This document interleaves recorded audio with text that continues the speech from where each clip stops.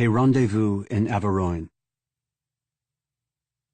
Gérard de l'Automne was meditating the rhymes of a new ballade in honor of Fleurette, as he followed the leaf-harassed pathway toward Vionne through the woodland of Averoigne. Since he was on his way to meet Fleurette, who had promised to keep a rendezvous among the oaks and beeches like any peasant girl, Gérard himself made better progress than the ballade. His love was at that stage which, even for a professional troubadour, is more productive of distraction than inspiration, and he was recurrently absorbed in a meditation upon other than merely verbal facilities. The grass and trees had assumed the fresh enamel of a medieval May. The turf was figured with little blossoms of azure and white and yellow, like an ornate broidery, and there was a pebbly stream that murmured beside the way, as if the voices of undines were parleying deliciously beneath its waters. The sun-lulled air was laden with a wafter of youth and romance, and the longing that welled from the heart of Gérard seemed to mingle mystically with the balsams of the wood. Gérard was a trouvère, whose scant years and many wanderings had brought him a certain renown. After the fashion of his kind, he had roamed from court to court, from chateau to chateau, and he was now the guest of the Comte de la Frenay, whose high castle held dominion over half the surrounding forest. Visiting one day that quaint cathedral town, Vionne, which lies so near to the ancient wood of Averoigne, Gérard had seen Fleurette, the daughter of a well-to-do mercer named Guillaume Cochin, and had become more sincerely enamored of her blonde piquancy than was to be expected from one who had been so frequently susceptible in such matters. He had managed to make his feelings known to her, and, after a month of billets doux, ballades, and stolen interviews contrived by the help of a complacent waiting-woman, she had made this woodland tryst with him in the absence of her father from Vionne. Accompanied by her maid and a manservant, she was to leave the town early that afternoon and meet Gérard under a certain beech tree of enormous age and size. The servants would then withdraw discreetly, and the lovers, to all intents and purposes, would be alone. It was not likely that they would be seen or interrupted, for the gnarled and immemorial wood possessed an ill repute among the peasantry. Somewhere in this wood there was the ruinous and haunted Château des Fausses Flammes, and also there was a double tomb within which the Sieur Hugh de Malembois and his chatelaine, who were notorious for sorcery in their time, had lain unconsecrated for more than 200 years. Of these and their phantoms there were grisly tales, and there were stories of loups-garous and goblins, of fays and devils and vampires that infested Averoigne. But to these tales Gérard had given little heed, considering it improbable that such creatures would fare abroad in open daylight. The madcap Fleurette had professed herself unafraid also. But it had been necessary to promise the servants a substantial pourboire, since they shared fully the local superstitions. Gérard had wholly forgotten the legendary of Averoigne as he hastened along the sun-flecked path. He was nearing the appointed beech tree, which a turn of the path would soon reveal, and his pulses quickened and became tremulous as he wondered if Fleurette had already reached the trysting place. He abandoned all effort to continue his ballade, which, in the 3 miles he had walked from La Frenay, had not progressed beyond the middle of a tentative first stanza. His thoughts were such as would befit an ardent and impatient lover. They were now interrupted by a shrill scream that rose to an unendurable pitch of fear and horror, issuing from the green stillness of the pines beside the way.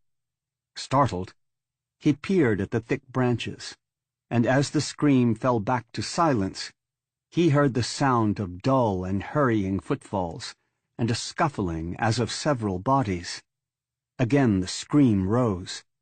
It was plainly the voice of a woman in some distressful peril, loosening his dagger in its sheath, and clutching more firmly a long hornbeam staff which he had brought with him as a protection against the vipers which were said to lurk in Averoigne. He plunged without hesitation or premeditation among the low-hanging boughs from which the voice had seemed to emerge. In a small open space beyond the trees, he saw a woman who was struggling with 3 ruffians of exceptionally brutal and evil aspect. Even in the haste and vehemence of the moment, Gérard realized that he had never before seen such men or such a woman. The woman was clad in a gown of emerald green that matched her eyes. In her face was the pallor of dead things, together with a fairy beauty. And her lips were dyed as with the scarlet of newly flowing blood. The men were dark as Moors, and their eyes were red slits of flame beneath oblique brows with animal-like bristles. There was something very peculiar in the shape of their feet, but Gérard did not realize the exact nature of the peculiarity until long afterwards. Then he remembered that all of them were seemingly club-footed, though they were able to move with surpassing agility. Somehow, he could never recall what sort of clothing they had worn. The woman turned a beseeching gaze upon Gérard as he sprang forth from amid the boughs. The men, however, did not seem to heed his coming, though one of them caught in a hairy clutch the hands which the woman sought to reach toward her rescuer. Lifting his staff, Gérard rushed upon the ruffians. He struck a tremendous blow at the head of the nearest one, a blow that should have leveled the fellow to earth. But the staff came down on unresisting air, and Gérard staggered and almost fell headlong in trying to recover his equilibrium. Dazed and uncomprehending, he saw that the knot of struggling figures had vanished utterly. At least, the 3 men had vanished, but from the middle branches of a tall pine beyond the open space, the death-white features of the woman smiled upon him for a moment with faint, inscrutable guile ere they melted among the needles. Gérard understood now, and he shivered as he crossed himself. He had been deluded by phantoms or demons, doubtless for no good purpose. He had been the gull of a questionable enchantment. Plainly there was something after all in the legends he had heard, in the ill renown of the forest of Averoigne.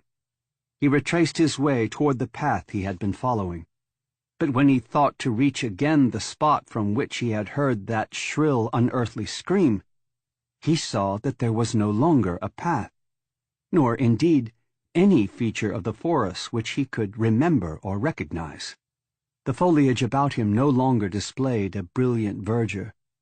It was sad and funereal, and the trees themselves were either cypress-like, or were already sere with autumn or decay.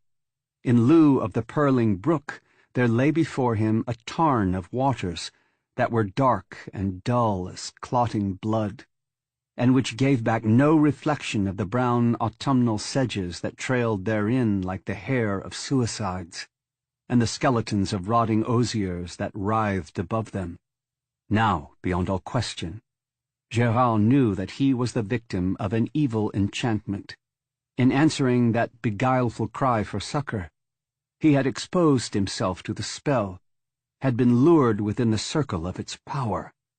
He could not know what forces of wizardry or demonry had willed to draw him thus, but he knew that his situation was fraught with supernatural menace.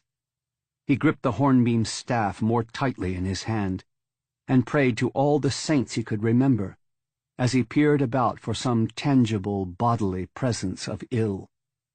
The scene was utterly desolate and lifeless, like a place where cadavers might keep their tryst with demons. Nothing stirred, not even a dead leaf, and there was no whisper of dry grass or foliage, no song of birds nor murmuring of bees, no sigh nor chuckle of water. The corpse-gray heavens above seemed never to have held a sun. and the chill, unchanging light was without source or destination, without beams or shadows. Gérard surveyed his environment with a cautious eye, and the more he looked, the less he liked it, for some new and disagreeable detail was manifest at every glance.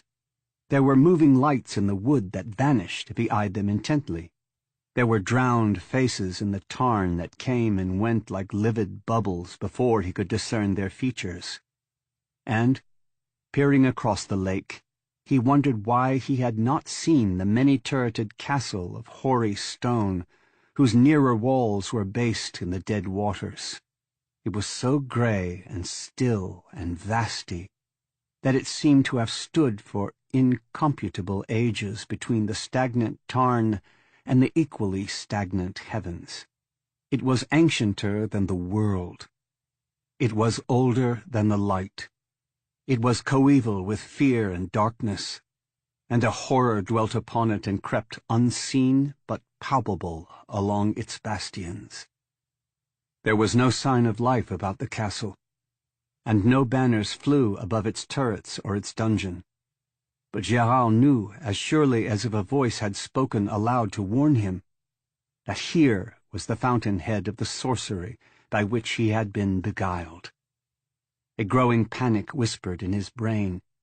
He seemed to hear the rustle of malignant plumes, the mutter of demonian threats and plottings. He turned and fled among the funereal trees. Amid his dismay and bewilderment, even as he fled, he thought of Fleurette and wondered if she were awaiting him at their place of rendezvous, or if she and her companions had also been enticed and led astray in a realm of damnable unrealities. He renewed his prayers and implored the saints for her safety as well as his own. The forest through which he ran was a maze of bafflement and eeriness. There were no landmarks. There were no tracks of animals or men, and the swart cypresses and sere autumnal trees grew thicker and thicker, as if some malevolent will were marshalling them against his progress. The boughs were like implacable arms that strove to retard him. He could have sworn that he felt them twine about him with the strength and suppleness of living things. He fought them insanely, desperately, and seemed to hear a crackling of infernal laughter in their twigs as he fought. At last, with a sob of relief, he broke through into a sort of trail.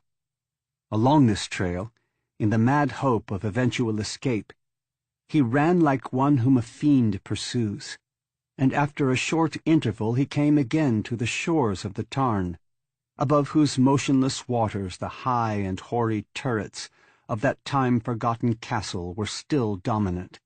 Again he turned and fled, and once more, after similar wanderings and like struggles, he came back to the inevitable tarn, with a leaden sinking of his heart, as into some ultimate slough of despair and terror. He resigned himself and made no further effort to escape. His very will was benumbed, was crushed down by the encumbrance of a superior volition that would no longer permit his puny recalcitrance. He was unable to resist when a strong and hateful compulsion drew his footsteps along the margent of the tarn toward the looming castle. When he came nearer, he saw that the edifice was surrounded by a moat whose waters were stagnant as those of the lake, and were mantled with the iridescent scum of corruption. The drawbridge was down and the gates were open, as if to receive an expected guest. But still there was no sign of human occupancy, and the walls of the great grey building were silent as those of a sepulchre. And more tomb-like even than the rest was the square and overtowering bulk of the mighty dungeon. Impelled by the same power that had drawn him along the lake-shore, Gérard crossed the drawbridge and passed beneath the frowning barbican into a vacant courtyard. Barred windows looked blankly down, and at the opposite end of the court a door stood mysteriously open, revealing a dark hall. As he approached the doorway, he saw that a man was standing on the threshold, though a moment previous he could have sworn that it was untenanted by any visible form. Gérard had retained his hornbeam staff, and though his reason told him that such a weapon was futile against any supernatural foe, some obscure instinct prompted him to clasp it valiantly as he neared the waiting figure on the sill. The man was inordinately tall and cadaverous, and was dressed in black garments of a superannuate mode. His lips were strangely red, amid his bluish beard and the mortuary whiteness of his face. They were like the lips of the woman who, with her assailants, had disappeared in a manner so dubious when Gérard had approached them. His eyes were pale and luminous as marsh lights, and Gérard shuddered at his gaze and at the cold, ironic smile of his scarlet lips that seemed to reserve a world of secrets all too dreadful and hideous to be disclosed. "I am Monsieur de Malembois," the man announced. His tones were both unctuous and hollow, and served to increase the repugnance felt by the young troubadour. And when his lips parted, Gérard had a glimpse of teeth that were unnaturally small, and were pointed like the fangs of some fierce animal. "Fortune has willed that you should become my guest," the man went on. "The hospitality which I can proffer you is rough and inadequate, and it may be that you will find my abode a trifle dismal. But at least I can assure you of a welcome no less ready than sincere." "I thank you for your kind offer," said Gérard. "But I have an appointment with a friend, and I seem in some unaccountable manner to have lost my way. I should be profoundly grateful if you would direct me toward Vionne. There should be a path not far from here, and I have been so stupid as to stray from it." The words rang empty and hopeless in his own ears even as he uttered them, and the name that his strange host had given, the Sieur de Malembois, was haunting his mind like the funereal accents of a knell, though he could not recall at that moment the macabre and spectral ideas which the name tended to evoke. "Unfortunately, there are no paths from my chateau to Vionne," the stranger replied.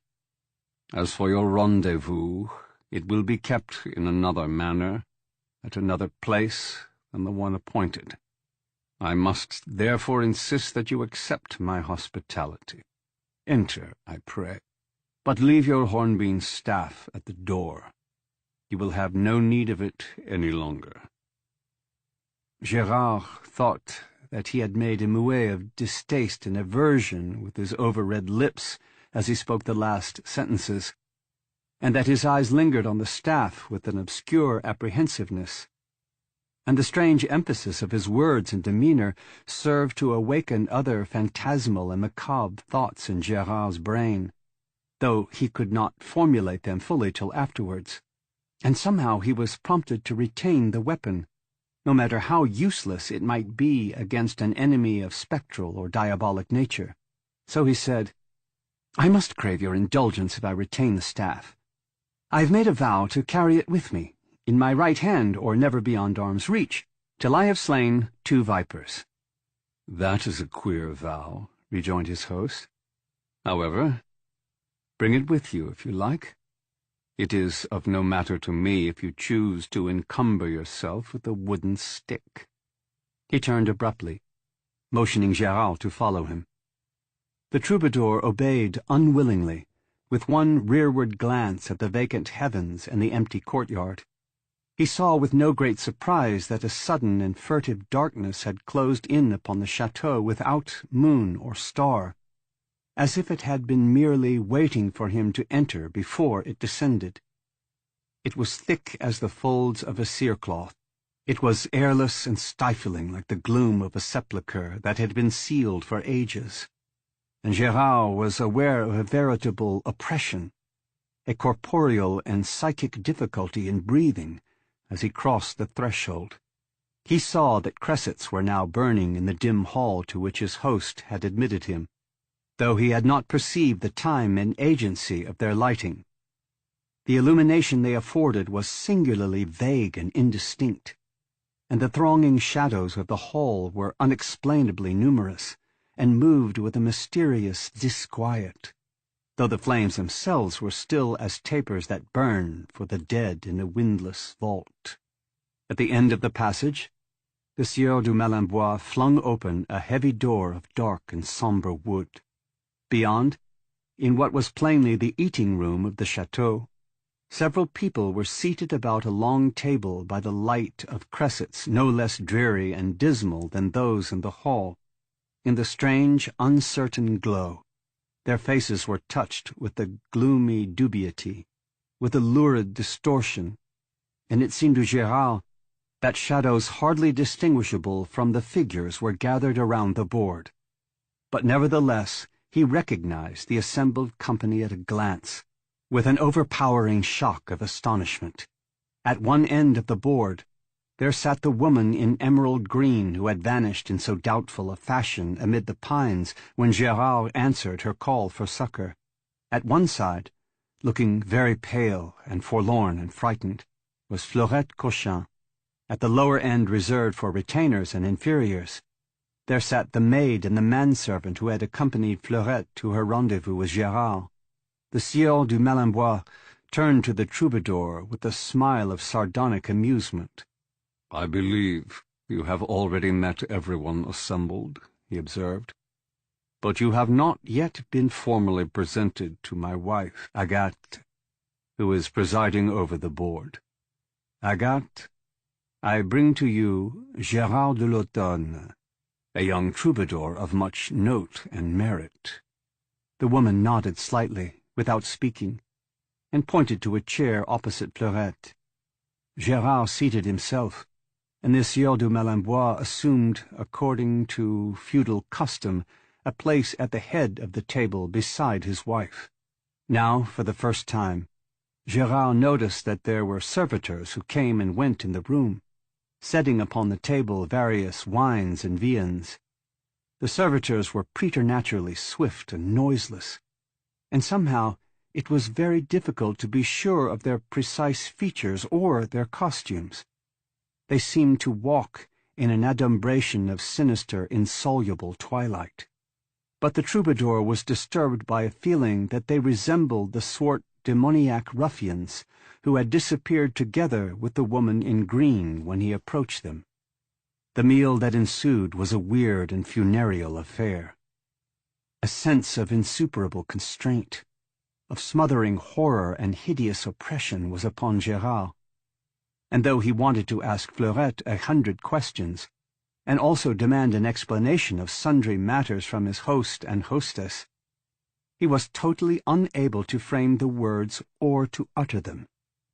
He could only look at Fleurette, and read in her eyes a duplication of his own helpless bewilderment and nightmare thraldom.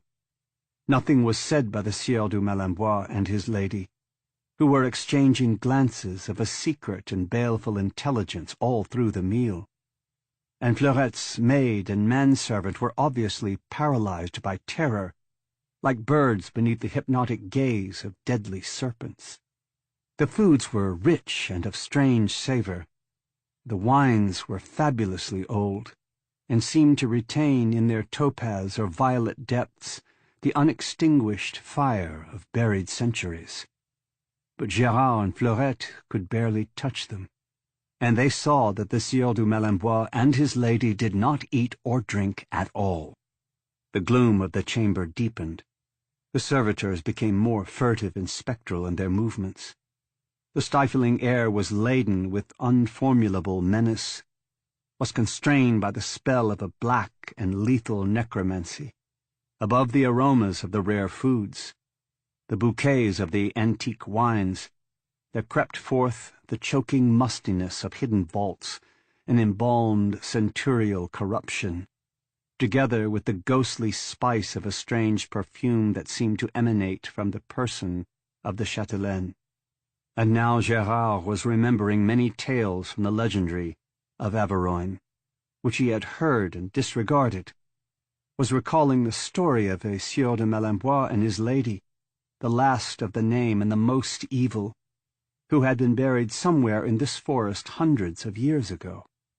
and whose tomb was shunned by the peasantry, since they were said to continue their sorceries even in death.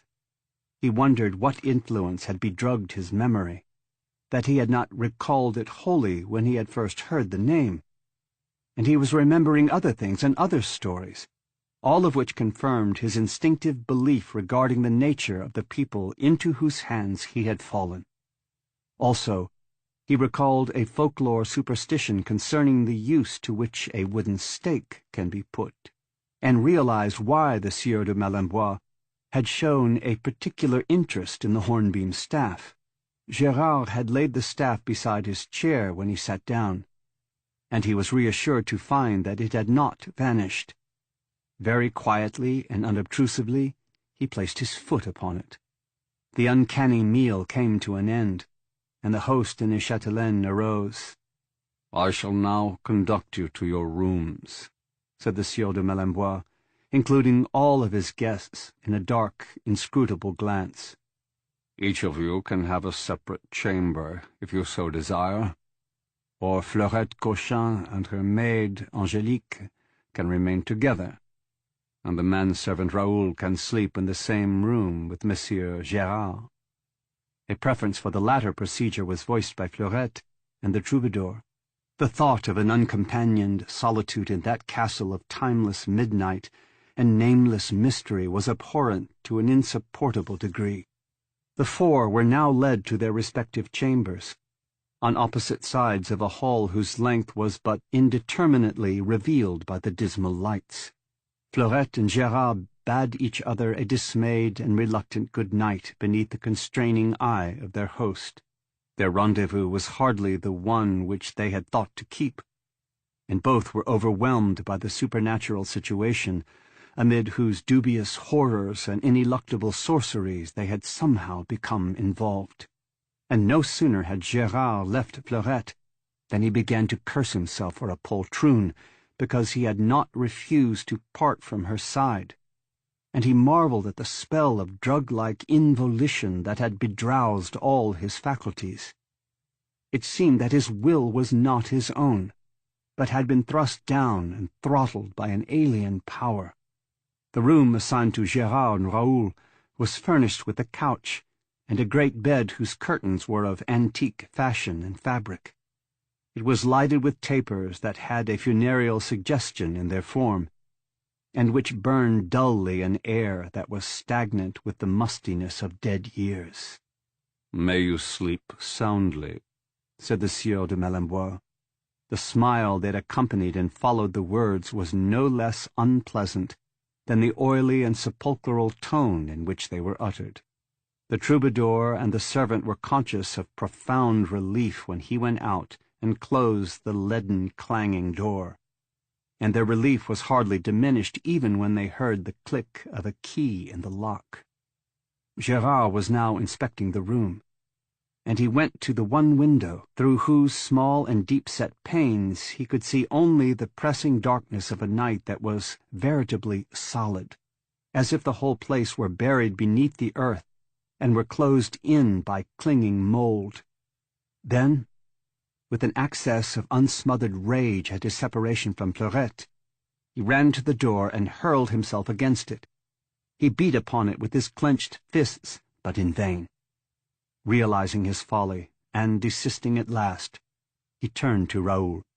"Well, Raoul," he said, "what do you think of all this?" Raoul crossed himself before he answered, and his face had assumed the vizard of a mortal fear. "I think, monsieur," he finally replied, "that we have all been decoyed by a malefic sorcery, and that you, myself, the Demoiselle Fleurette, and the maid Angélique are all in deadly peril of both soul and body." "That also is my thought," said Gérard, "and I believe it would be well that you and I should sleep only by turns, and that he who keeps vigil should retain in his hands my hornbeam staff, whose end I shall now sharpen with my dagger. I am sure that you know the manner in which it should be employed if there are any intruders, for if such should come, there would be no doubt as to their character and their intentions. We are in a castle which has no legitimate existence, as the guests of people who have been dead, or supposedly dead, for more than 200 years. And such people, when they stir abroad, are prone to habits which I need not specify. Yes, monsieur, Raoul shuddered. But he watched the sharpening of the staff with considerable interest. Gérard whittled the hard wood to a lance-like point and hid the shavings carefully. He even carved the outline of a little cross near the middle of the staff, thinking that this might increase its efficacy or save it from molestation. Then, with the staff in his hand, he sat down upon the bed, where he could survey the litten room from between the curtains. "You can sleep first, Raoul." He indicated the couch, which was near the door. The two conversed in a fitful manner for some minutes.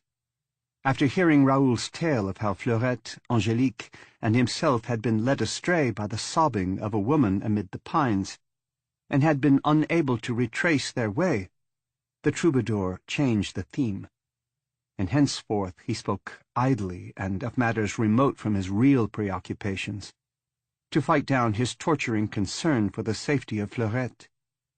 Suddenly he became aware that Raoul had ceased to reply, and saw that the servant had fallen asleep on the couch. At the same time, an irresistible drowsiness surged upon Gérard himself in spite of all his volition, in spite of the eldritch terrors and forebodings that still murmured in his brain. He heard, through his growing hebetude, a whisper as of shadowy wings in the castle halls. He caught the sibilation of ominous voices, like those of familiars that respond to the summoning of wizards, and he seemed to hear, even in the vaults and towers and remote chambers, the tread of feet that were hurrying on malign and secret errands. But oblivion was around him like the meshes of a sable net, and it closed in relentlessly upon his troubled mind, and drowned the alarms of his agitated senses. When Gérard awoke at length, the tapers had burned to their sockets, and a sad and sunless daylight was filtering through the window. The staff was still in his hand, and though his senses were still dull with the strange slumber that had drugged them, he felt that he was unharmed. But peering between the curtains, he saw that Raoul was lying mortally pale and lifeless on the couch, with the air and look of an exhausted moribund. He crossed the room and stooped above the servant. There was a small red wound on Raoul's neck, and his pulses were slow and feeble, like those of one who has lost a great amount of blood. His very appearance was withered and vein-drawn, and a phantom spice arose from the couch, a lingering wraith of the perfume worn by the chatelaine Agathe. Gérard succeeded at last in arousing the man, but Raoul was very weak and drowsy. He could remember nothing of what had happened during the night, and his horror was pitiful to behold when he realized the truth. "It will be your turn next, monsieur," he cried. "These vampires mean to hold us here amid their unhallowed necromancies, till they have drained us of our last drop of blood. Their spells are like mandragora or the sleepy syrups of Cathay, and no man can keep awake in their despite." Gérard was trying the door, and somewhat to his surprise he found it unlocked. The departing vampire had been careless in the lethargy of her repletion. The castle was very still, and it seemed to Gérard that the animating spirit of evil was now quiescent, that the shadowy wings of horror and malignity, the feet that had sped on baleful errands, the summoning sorcerers, the responding familiars, were all lulled in a temporary slumber. He opened the door. He tiptoed along the deserted hall, and knocked at the portal of the chamber allotted to Fleurette and her maid. Fleurette, fully dressed, answered his knock immediately, and he caught her in his arms without a word, searching her wan face with a tender anxiety. Over her shoulder he could see the maid Angélique, who was sitting listlessly on the bed with a mark on her white neck similar to the wound that had been suffered by Raoul. He knew, even before Fleurette began to speak, that the nocturnal experiences of the demoiselle and her maid had been identical with those of himself and the manservant. While he tried to comfort Fleurette and reassure her, his thoughts were now busy with a rather curious problem. No one was abroad in the castle, and it was more than probable that the Sieur de Malembois and his lady were both asleep after the nocturnal feast which they had undoubtedly enjoyed. Gérard pictured to himself the place and the fashion of their slumber, and he grew even more reflective as certain possibilities occurred to him. "Be of good cheer, sweetheart," he said to Fleurette. "It is in my mind that we may soon escape from this abominable mesh of enchantments. But I must leave you for a little and speak again with Raoul, whose help I shall require in a certain matter." He went back to his own chamber. The manservant was sitting on the couch and was crossing himself feebly and muttering prayers with a faint, hollow voice. "Raoul," said the troubadour a little sternly, "you must gather all your strength and come with me. Amid the gloomy walls that surround us, the sombre ancient halls, the high towers and the heavy bastions, there is but one thing that veritably exists, and all the rest is a fabric of illusion. We must find the reality whereof I speak, and deal with it like true and valiant Christians. Come, we will now search the castle ere the lord and chatelaine shall awaken from their vampire lethargy." He led the way along the devious corridors with a swiftness that betokened much forethought. He had reconstructed in his mind the hoary pile of battlements and turrets as he had seen them on the previous day, and he felt that the great dungeon, being the centre and stronghold of the edifice, might well be the place which he sought. With the sharpened staff in his hand, with Raoul lagging bloodlessly at his heels, he passed the doors of many secret rooms, the many windows that gave on the blindness of an inner court, and came at last to the lower story of the dungeon keep. It was a large, bare room, entirely built of stone, and illumined only by narrow slits high up in the wall that had been designed for the use of archers. The place was very dim, but Gérard could see the glimmering outlines of an object not ordinarily to be looked for in such a situation, that arose from the middle of the floor.